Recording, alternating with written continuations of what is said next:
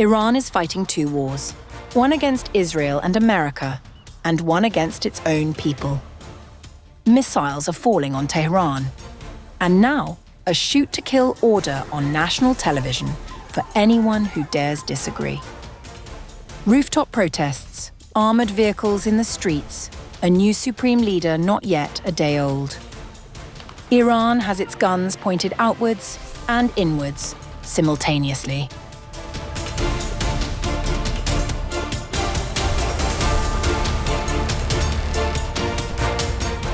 While missiles fall on Israeli cities and bombs level Tehran's oil depots, Iran's rulers are fighting a second war, this one against their own people.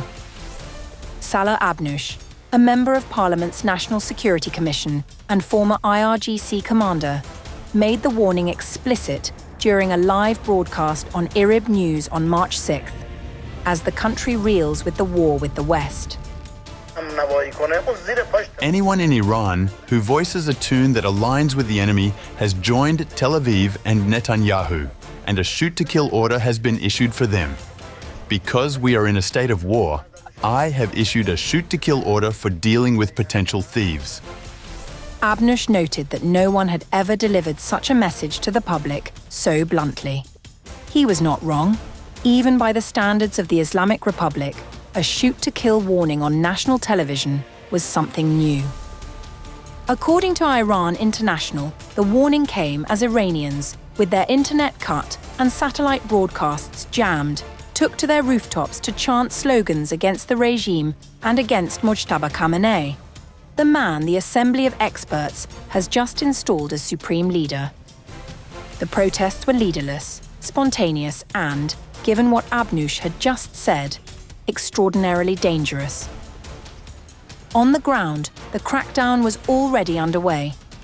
According to witnesses in Tehran, IRGC and Basij forces deployed armoured vehicles and checkpoints across the capital, repositioning to cover sites including stadiums, schools, and mosques after their original bases were bombed. Residents described forces treating civilians with extreme brutality. The IRGC's intelligence arm went further, sending SMS messages directly to residents. According to unverified text messages posted by Iran International, the message warned that any street unrest would be treated as cooperation with the enemy and met with severe repression. The regime has lost its supreme leader, dozens of senior commanders, and much of its military infrastructure in 10 days of US-Israeli strikes. A new, untested leader sits at the top.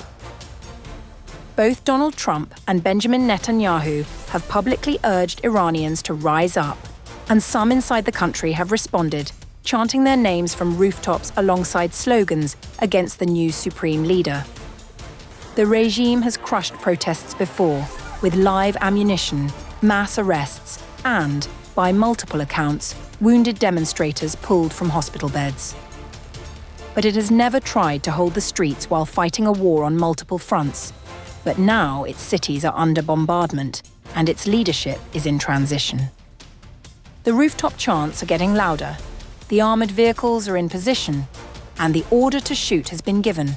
With enemies outside and within, no one can predict what will happen in Iran next.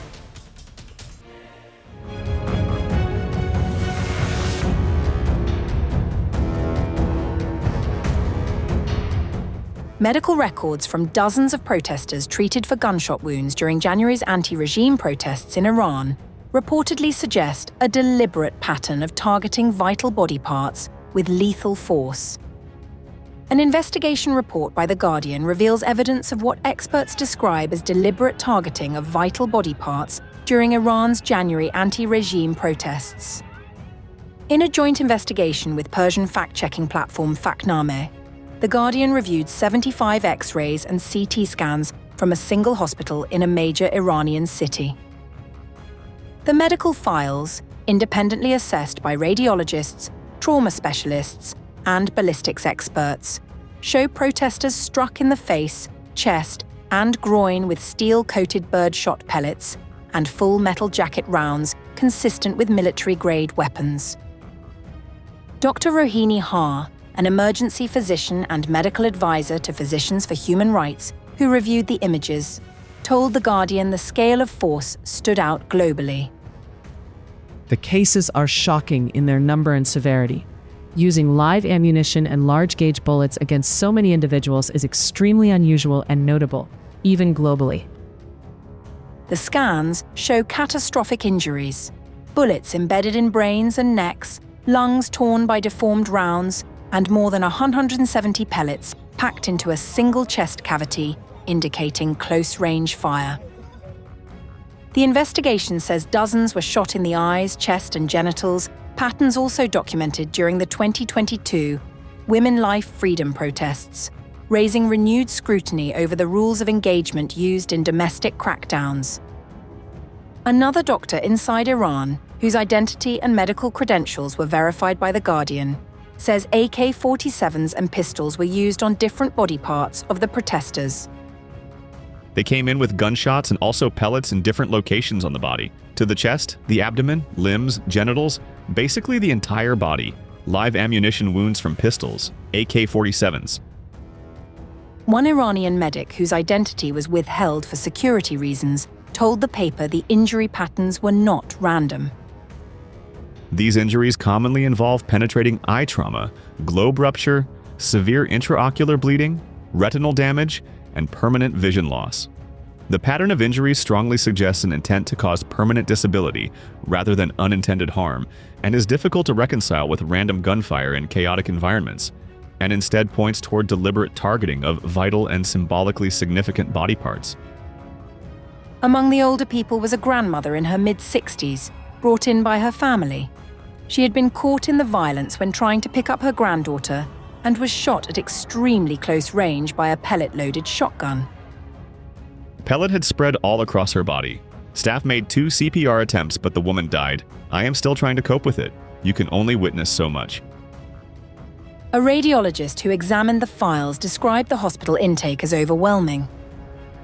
The group of patients would constitute an absolute mass casualty situation. Even for our large hospitals in the US, that would be a mass casualty alert that would overwhelm hospital resources.